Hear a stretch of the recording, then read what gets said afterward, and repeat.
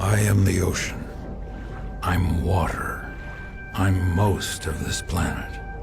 I shaped it. Every stream, every cloud, and every raindrop, it all comes back to me.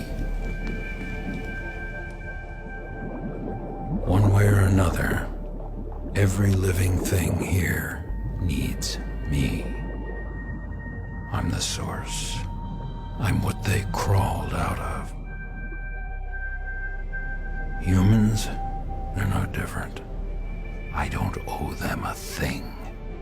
I give, they take, but I can always take back. That's just the way it's always been. It's not their planet anyway. Never was, never will be. But humans, they take more than their share. They poison me, then they expect me to feed them. Well, it doesn't work that way. If humans want to exist in nature with me and off of me, I suggest they listen close. I'm only going to say this once. If nature isn't kept healthy, humans won't survive. Simple as that.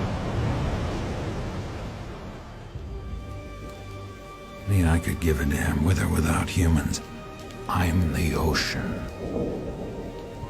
I covered this entire planet once, and I can always cover it again. That's all I have to say.